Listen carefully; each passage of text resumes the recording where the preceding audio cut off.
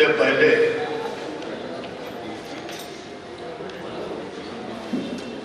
मैं आदरणीय गुरुश्रेष्ठ पंडित विद्यानिवास मिश्र की स्मृतियों को प्रणाम करता हूँ।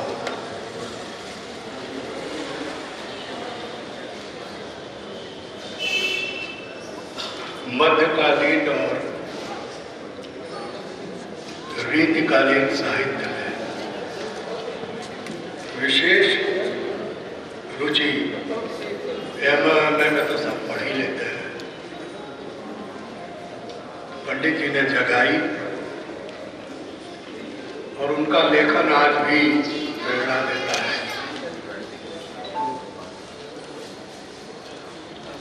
ये बड़ा सहयोग हुआ है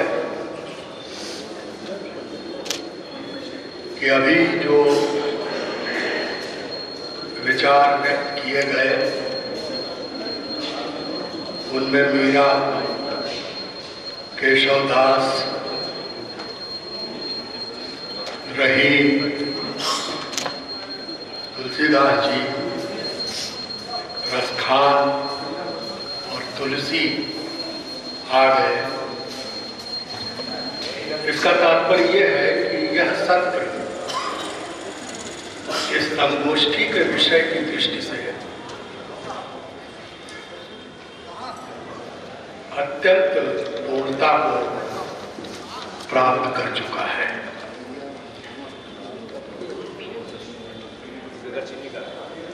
भाई अनंत मिश्र जी, जैसा उन्होंने स्वयं कहा, वो देव पर बोलना था लेकिन वे नहीं बोले। लेकिन जो उन्होंने बोला उसका एक अपना मर्म है और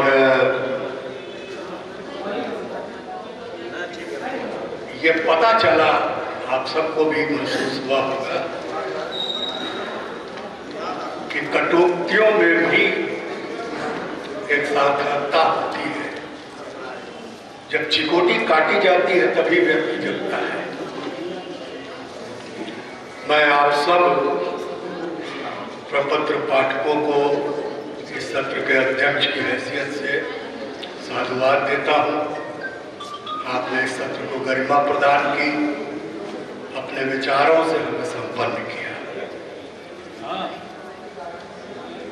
ये सारे कवि यहाँ समाहित हुए, मुझे बहुत अच्छा लग रहा है कि सूर्य यहाँ नहीं प्रवेश कर पाए।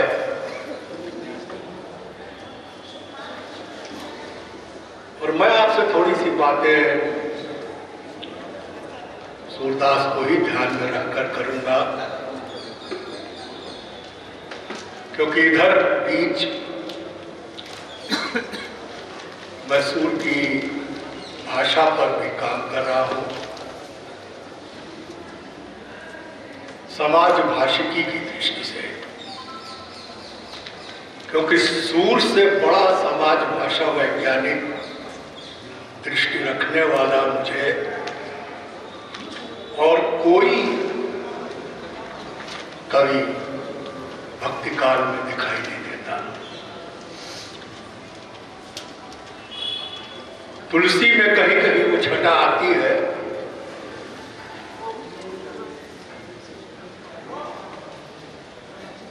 कहीं कहीं तुलसी के संबोधनों में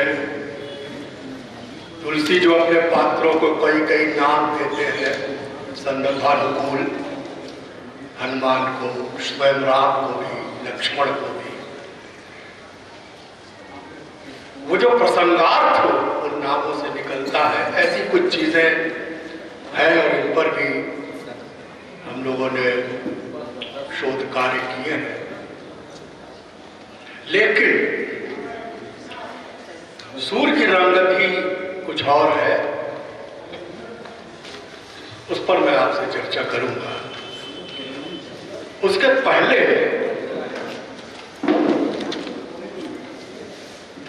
मैं कोई चीज पढ़ूंगा नहीं आपके सामने,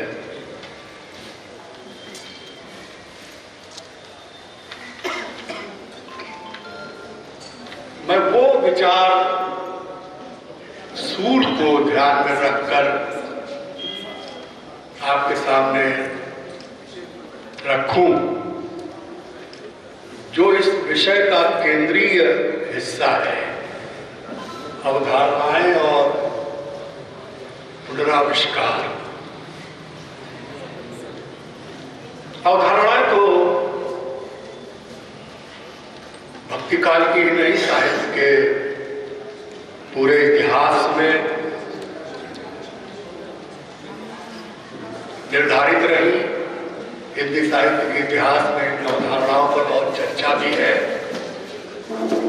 उनके नामकरण को लेकर भी तरह तरह की स्थापनाएं की गई।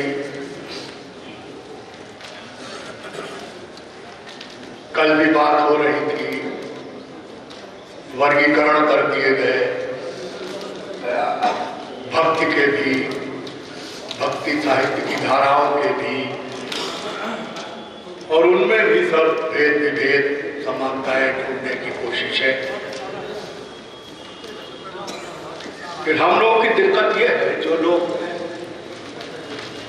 साहित्य को एक पाठ की तरह देखते हैं, वो इन अवधारणाओं को बहुत ध्यान नहीं देते। इसके लिए कुछ कटु आलोचनाएं भी सहनी पड़ती हैं। एक वर्गीकरण हो गया, इतिहास का कार्य समाप्त हो गया, हम ये मान के चलते हैं। अब हमारे सामने चाहे किसी युग काल का साहित्य हो, उसकी कृति हमारे लिए महत्वपूर्ण बन जाती है। और ये एक सच्चाई है, यथार्थ है, उसे हम सबको स्वीकार करना चाहिए।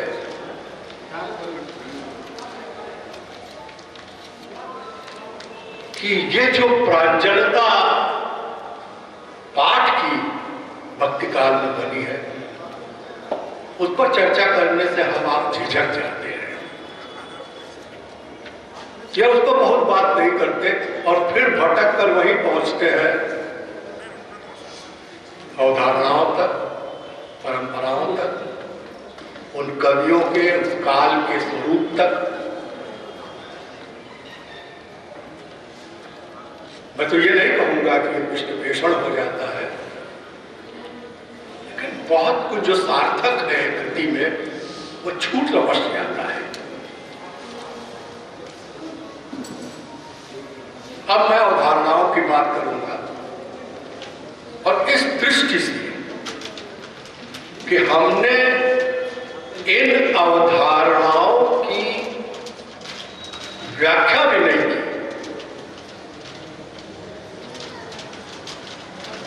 क्योंकि यह करने के लिए आपको पाठ का बड़ा गंभीर अध्ययन करना पड़ेगा। पहली अवधारणा विश्वनाथ प्रसाद मिश्र की है। बहुत अच्छा सूर पर उन्होंने लिखा है।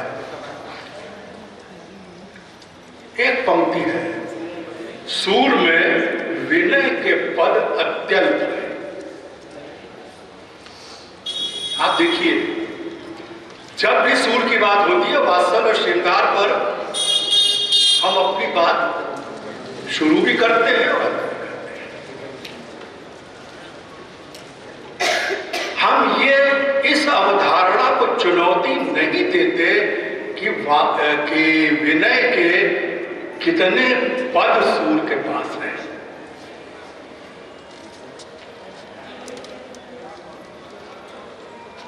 चौवन पद मैं निकाल चुका हूं, 54। और मेरा एक लेख भी है विनय पत्रिका से, मैंने विनय पत्रिका के जो विनय पद है, तो विनय का पद ही है, उसका नाम ही है विनय पत्रिका। के तुलनीय रख के भी देखने की कोशिश मैंने की, और ये पाया कि सूर के विनय पद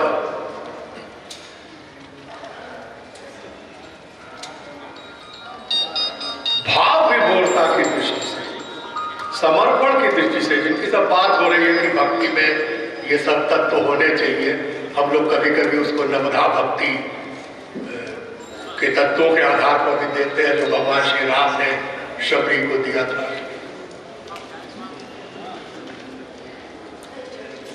कोई स्वरूप विनय का, दैन्य का छूटता नहीं। पूर्ण समर्पण तो वही है। दूसरी अवधारणा, ये चुनौतियां देना कम होने से वो सूत्र खो जाते हैं।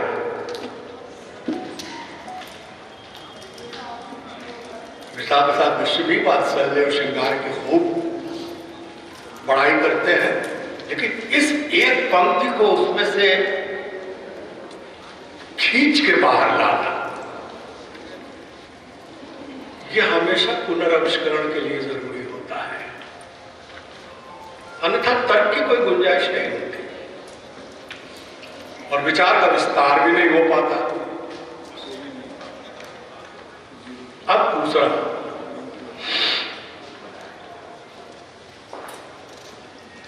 ये भी दो बड़े आचार्यों के कथन है, विश्वनाथ प्रसाद मिश्र के और रामचंद्र शुक्ल के। विश्वनाथ प्रसाद मिश्र ने कहा कि वल्लभाचार्य जी की आज्ञा से सूरदास ने श्रीमद् भागवत की कथा को पदों में गाया। रामचंद्र शुक्ल ने कहा कि सूर सागर में भागवत के दशम स्कंद की कथा ही ली गई है।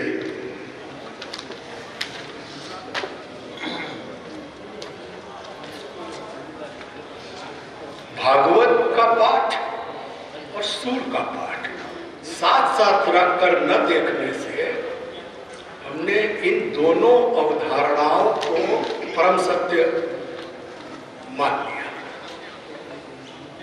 जबकि ऐसा बिल्कुल नहीं है। एक छोटा सा उदाहरण आपको दूं। भागवत में कृष्ण के जन्म से लेकर उनके गोकुल जाने तक की, मथुरा जाने तक की कथा है। कृष्ण का जन्म होता है, उत्सव मनाया जाता है नंद के द्वार पर।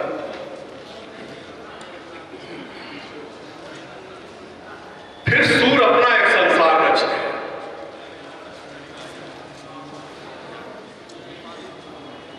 कौशल्या केंद्र में है।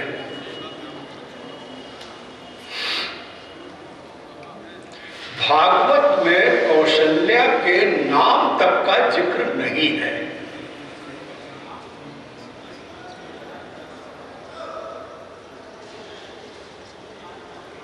ऐसे अनेक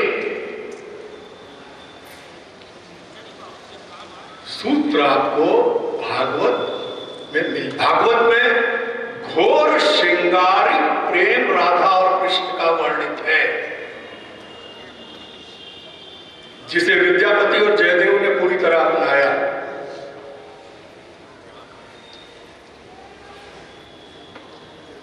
उनकी उम्र तक का जिक्र नहीं है, लेकिन नायक नायिका भेद का जिक्र है।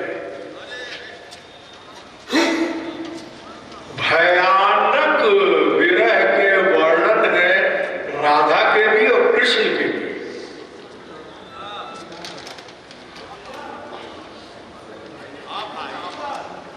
सूर में ये सब कुछ नहीं है।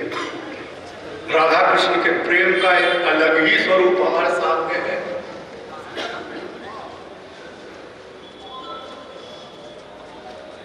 लड़कैया को प्रेम, लड़कैया का प्रेम है, बचपन का प्रेम है, और ऐसे ही पद है सबके पास।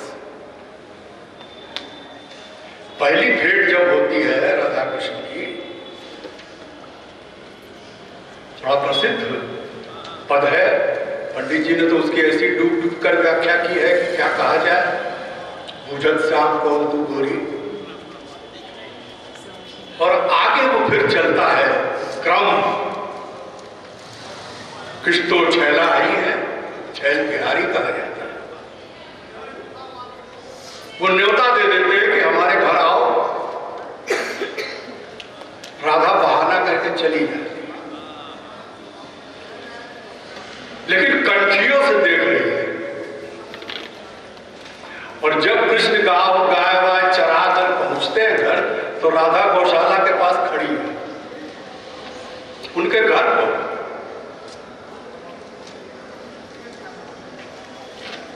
तो अपनी मां से मिलाते हैं। एक ऐसा प्रेम है, पारिवारिकता दिए हुए कौशल्या से मिलाती है, परिचय देती है। राधा की मां और कौशल्या सखियां हैं। दूर चली गई, वो बरसाने चली गई, ये यहां रह गई।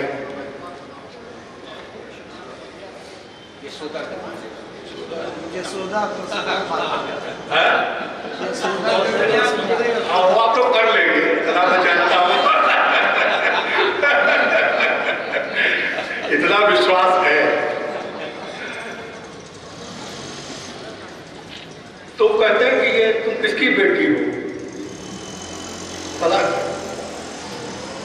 फिर ये अपने घर जाती है, उनकी मां पूछती है कहाँ चली गई, और बड़ा श्रृंगार करती है। यशोदा राधा का बाल झाड़ती है, ये सब कहाँ से टीका टीका लगा के आ गई थी। कहती वहां गई थी तो आपकी सखी है, और आपको तो बड़ा उन्होंने गाली दे दे करके संबोधन किया। ऐसे आपको जो ये निकटता वाले जो पक्ष है, ये 5 में से जब आप निकालते हैं तो उस प्रेम की जो विराटता है वो समक्ष आती है। तीसरा देखिए, सूर्य ने विविध भावों, अनुभवों और विचारों को समाज सांस्कृतिक परिप्रेक्ष्य दिया। ब्रजेश्वर वर्मा उनकी बहुत बहुत पहले की पुस्तक है, सूरदास। अब आप देखिए कि समाज सांस्कृतिक परिप्रेक्ष्य दिया। मुझे केवल एक पुस्तक दिखाई देती है हरिजन पांडे की, जो सूर्य का समाज शास्त्र और ऐसा ही कुछ नाम है, अवधेश जी बताएंगे। अन्यथा सूर्य के समाज सांस्कृतिक परिप्रेक्ष्य पर कोई स्वतंत्र पुस्तक ही नहीं है, जिसमें समस्त सामाजिक आचरणों, संस्कारों, जीवन पद्धतियों, गौपालन, उसके तरकीबों, दूध निकालना, मक्खन निकालना, दही जमाना, ये जो हमारा सामाजिक सांस्कृतिक जीवन है, और जो सूर में कूट कूट कर भरा है,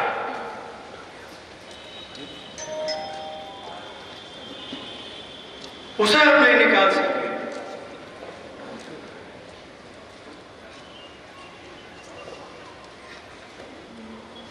क्योंकि जो रस है,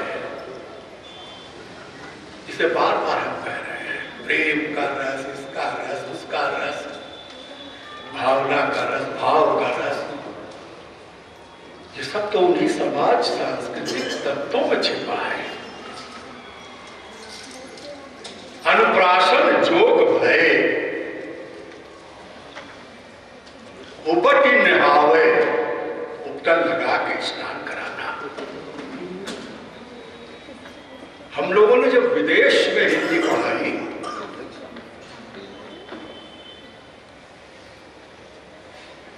चौथे वर्ष से सूर्य भी पढ़ाए जाते थे। सूर्य के 25 पद, वो पद बाकायदा एक समिति में बैठकर चुने जाते थे, जिनके आधार पर उन विदेशी छात्रों को भारतीय समाज और संस्कृति के बारे में बताया जा सके।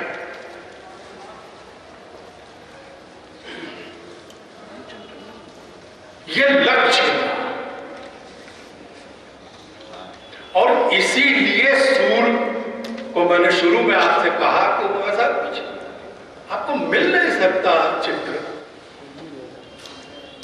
जीवन का, संबंधों का, सामाजिक आचरण का, माता पिता से कैसे व्यवहार करना है, मजाक कैसे करना है, कटुक्तियां कैसे बोलनी है, कटाक्ष कैसे करना है, उलाहना कैसे देना है।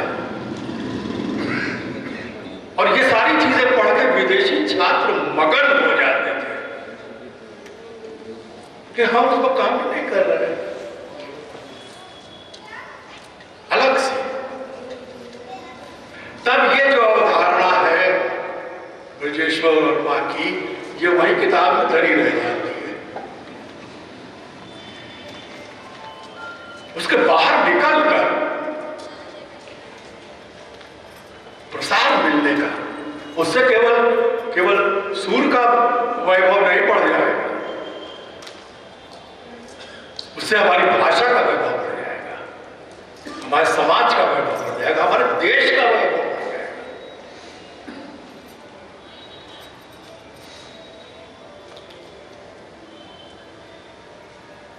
सीताराम चतुर्वेदी जो काशी के ही थे, उनकी भी एक पुस्तक है सूर पंचरत्न।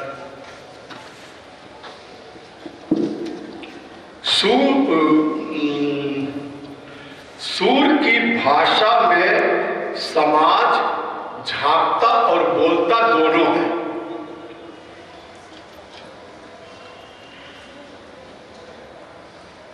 कैसी भाषा है? कभी हमने कोशिश की देखने की कि ये कौन सी भाषा है जिसमें से झांक रहा है और ये कौन सी भाषा है जिसमें से बोल रहा है?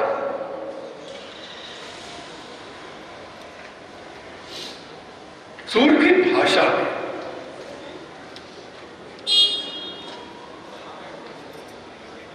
तीन उदाहरण दूंगा मैं आपको, जो मैंने काम शुरू किया।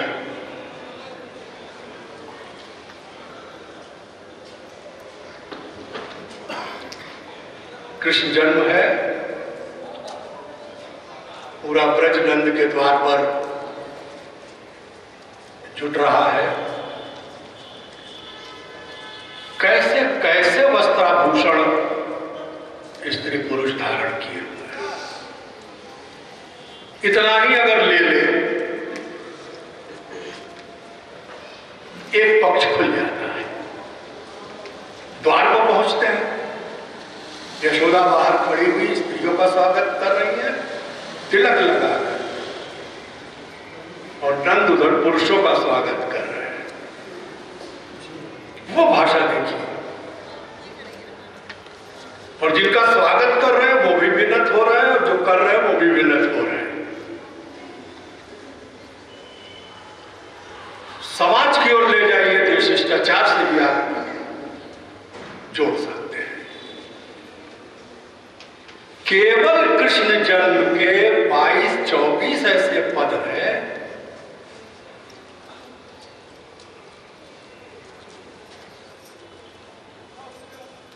जिसकी श्रृंखला जाकर समाप्त होती है यशोदा हरिपाल ने झुलावे लड़ावे दुलरावे।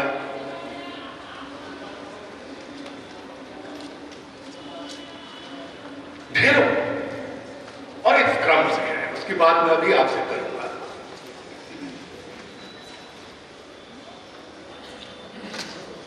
भाषा में समाज झांकता और बोलता दोनों है।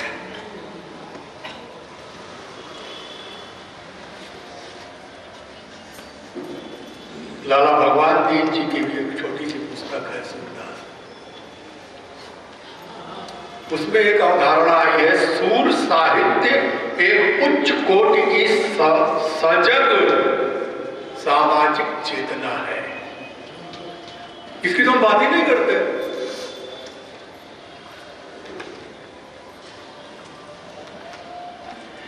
आप समझिए, सजग सामाजिक चेतना नहीं,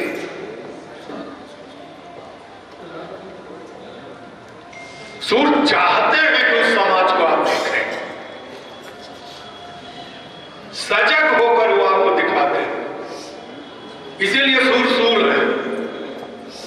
और रामचंद्र शुक्ल ने उनको महाकवि कहा, तुलसी को नहीं कहा।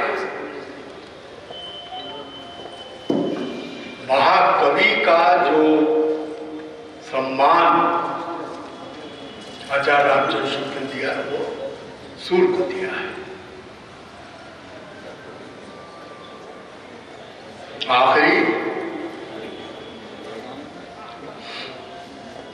पंडित जी का की अवधारणा एक है, कई है, एक मैंने चुना है अभी आपके सामने रखने के लिए। अपने काम में तो मैं इनके कई ले रहा हूं।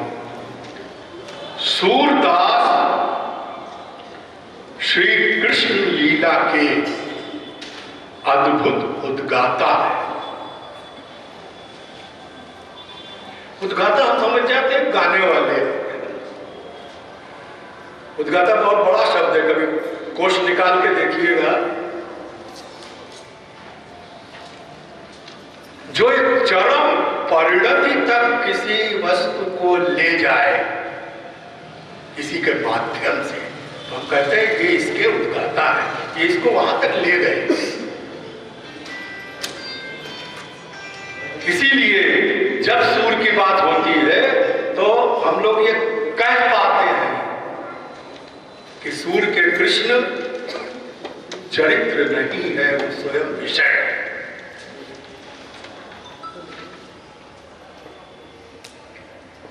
ये स्तर तो बहुत जबरदस्त है उनका उद्गाता रूप।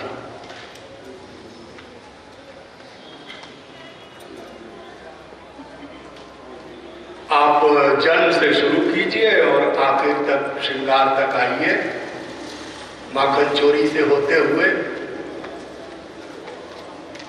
कृष्ण आपके सामने बराबर नाचते थिरकते रहते हैं। इसलिए उद्गाता है। उनका कीर्तन भजन करने वाले नहीं है, केवल उनके गीत गाने वाले नहीं है। और केवल ऐसा इसलिए नहीं है क्योंकि वो इसके माध्यम से उस ब्रज माधुरी को, उस ब्रज समाज को आपके सामने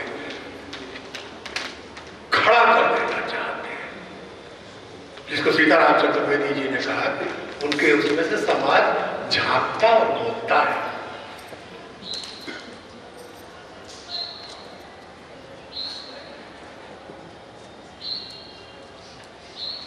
पंडित सदाशिव शायद द्विवेदी का है, सूरदास पर शायद एक ही दो लेख उनके होंगे। सूर के काव्य में भावों की अति का कोई स्थान नहीं है। कैसे मापी जाती है भावों की अति? या उसकी कमी या उसकी दुर्गति? क्या है मापने का औजार? सबसे अच्छा तरीका है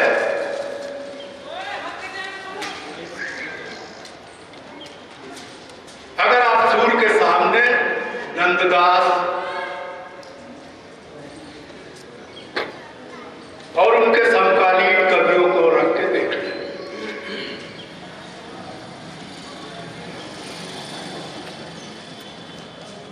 चाहे तो रसखान को भी रख के देख लें,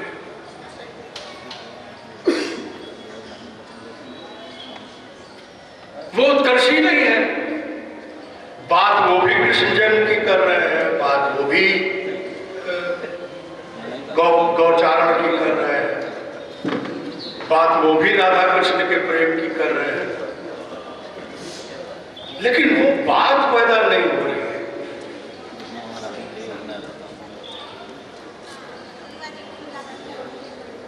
क्यों नहीं हो रही है? क्योंकि जो भाषा चाहिए और जो भाव चाहिए सच होना चाहिए। साचा भाव कहा ही गया है, भाव चाहिए साच।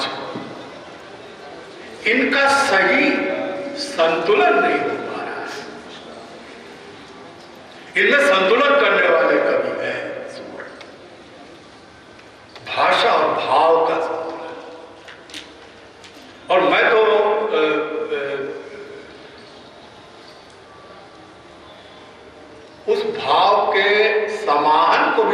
देख रहा हूं, पूरा पद हो जाता है और सूरदास तब विहस जसोदा लय उनका।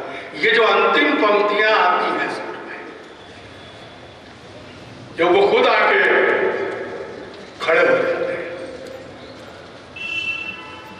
अगर कहीं पद के भीतर भाव का अतिरेक होगा भी लुका छिपा, तो वो अंतिम पंक्ति में, दो पंक्तियों में आकर उसका समाहार हो जाता है, उसको बैलेंस कर देते हैं।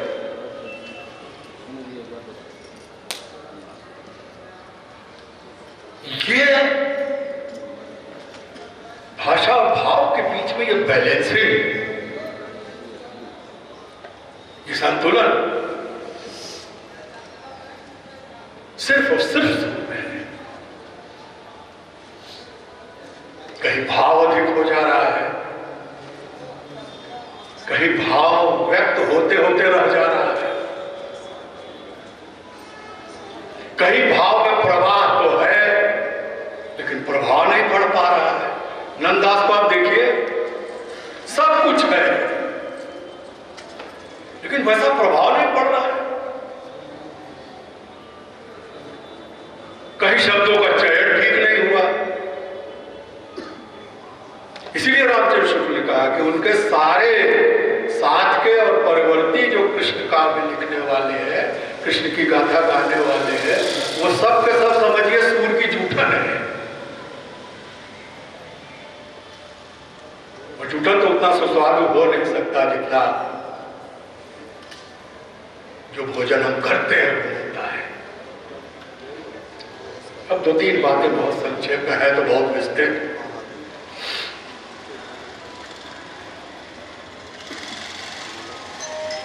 मैंने इस पर एक लेख भी लिखा, पुस्तक भी लिखी, पाठ विश्लेषण नाम है उसका।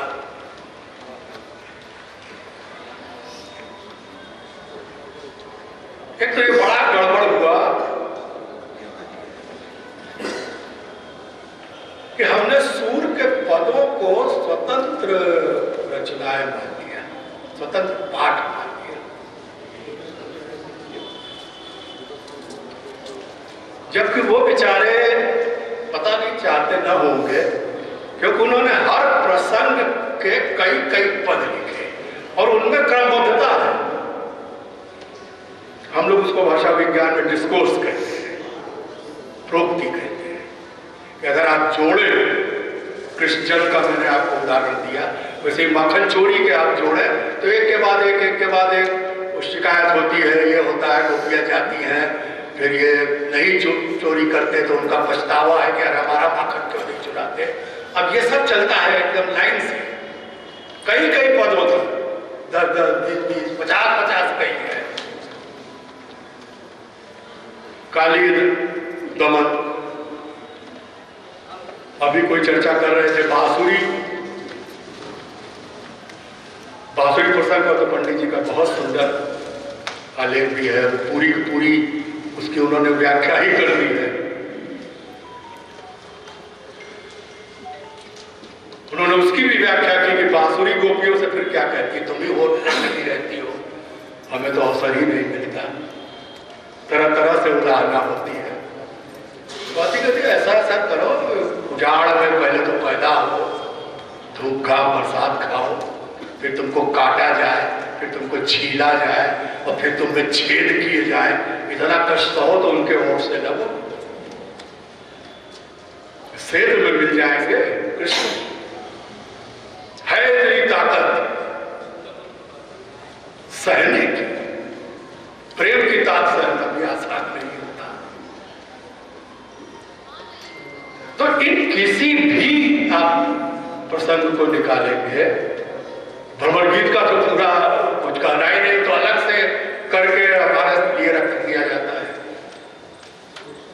लेकिन सब क्रमबद्ध है, डिस्कोर्स है।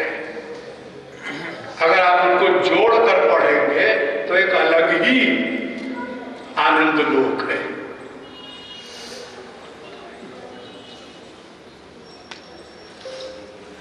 मैंने बात की आपसे अभिव्यंजना की। अभिव्यंजना भी तभी सिद्ध होती है जब पाठ का एक सूत्र होता है, एक सूत्रबद्धता होती है, जिसे हम लोग निरंतरता कहते हैं, कंटिन्यूटी।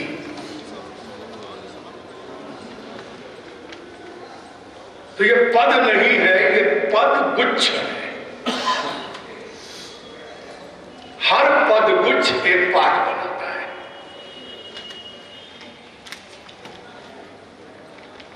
तब हम कहेंगे कि ये माखन चोरी। चलिए पद गुच्छ देखेंगे और उसे एक पाठ की तरफ पढ़कर उसमें से जो ऊपर मैंने सारे तत्व कहे निकालेंगे और सामने रखेंगे। अभिव्यंजना में एक बात बहुत महत्वपूर्ण है, इसकी बात और कवियों के बारे में भी होती रही, लेकिन सुर में कुछ वो विशेष है, संवाद की योजना। जैसे अभी आपने पूछा श्याम को तो गोरी का मैंने उदाहरण दिया। खूब बातचीत होती है, यशोदा कृष्ण के बीच में खूब बातचीत होती है, गोप ग्वालों और कृष्ण के बीच खूब बातचीत होती है, गोपियों और कृष्ण के बीच खूब बातचीत होती है, राधा और कृष्ण के बीच खूब बातचीत होती है। बातचीत का एक सिलसिला है।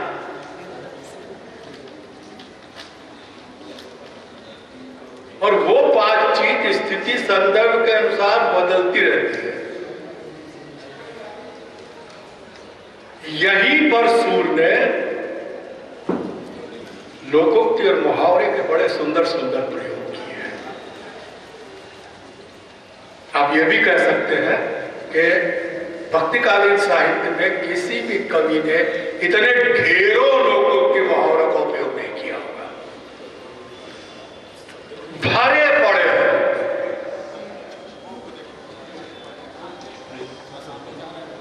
लोक का प्रतिनिधित्व करने वाली ये लोकोक्तियां और मुहावरे सूर के काव्य की, समझिए कि किसको क्या कहा जाए, खजाना है, मंजूषा है। कैसे आती हैं वो? इस अभिव्यंजना पद्धति में गुंथकर संवादों के बीच में आ जाती है। मन न हुए 10-20,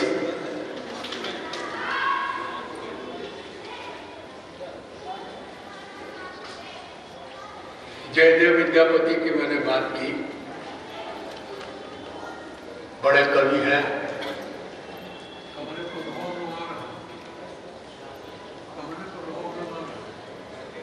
लेकिन श्रृंगार का जो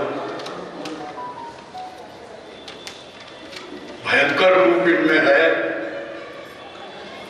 मैं उसे घनघोर कहता हूं।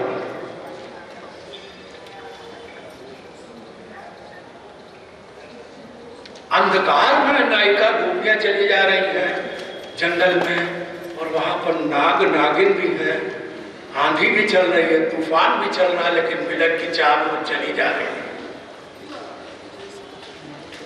अभिसार के ऐसे ऐसे दृश्य के आप घबरा जाएंगे।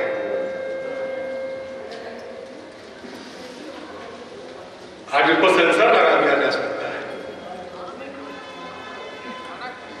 हमारे विदेशी विद्वानों को वही भाया, उन्होंने उन्हीं के अंग्रेजी अनुवाद किए, और हमारे चित्रकारों ने वो चित्र बनाए राजस्थानी शैली में, मुगल शैली में, आपको भरे पड़े मिल जाएंगे। प्रेम की कोई उत्कंठा ही नहीं है, वो तो दैहिक प्रेम का एक बहुत ही अजीब तरह के वर्णन है, और इन विदेशी विद्वानों ने उनके अंग्रेजी अनुवाद किए और उनको इरोटिक और लव सॉन्ग्स पता नहीं क्या क्या शीर्षक दिए।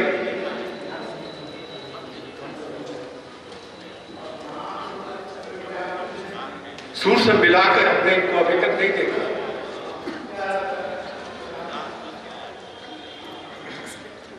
कहीं कहीं छिटपुट लेख एक सुनीत कुमार चटर्जी किसी के मिल जाते हैं तो हम लोग खुश हो जाते हैं।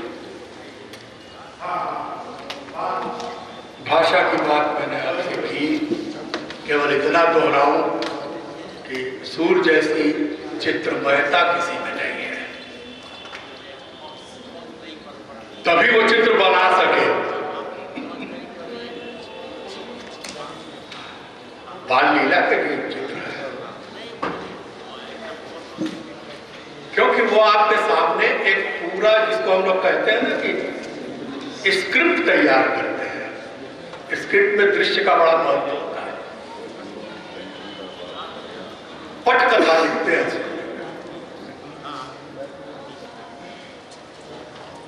और उनके बाद नायक नायिका सब है, ऐसा नहीं है, पूरा बड़ा क्षेत्र है।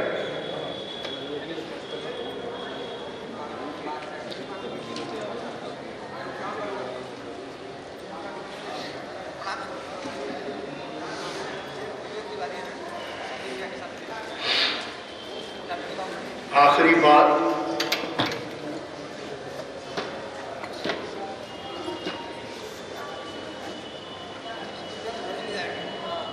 इस ओर भी हमारा ध्यान जाना चाहिए। और बनारस, हम लोग बनारस, जो बनारसी लोग हैं, हमारा जरूर जाना चाहिए। बतकहीपुर में बतिया रहे हैं, कृष्ण कालिया नदी कूदने जा रहा है, देखिए वालों का क्या क्या कह रहे हैं और कृष्ण उनको क्या क्या जवाब दे रहे हैं। बातचीत का क्रम उनके बीच में टूटता ही नहीं, अब बोलापन कहीं आता ही नहीं। ठीक कहा गया है कि भक्ति काव्य में सूर सागर सुमेर पर्वत के समान है।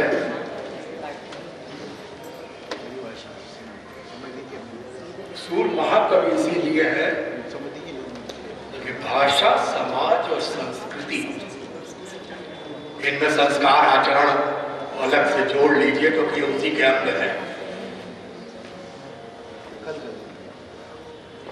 तीनों इतनी इतनी इतनी कुशलता से कूदते हैं, काव्य रूप में बनते हैं। बस अचरज ही किया जा सकता है। फिर से पंडित जी को प्रणाम करता हूँ, आप सबको नमन करता हूँ, मंचासीन विद्वानों को प्रणाम करता हूँ।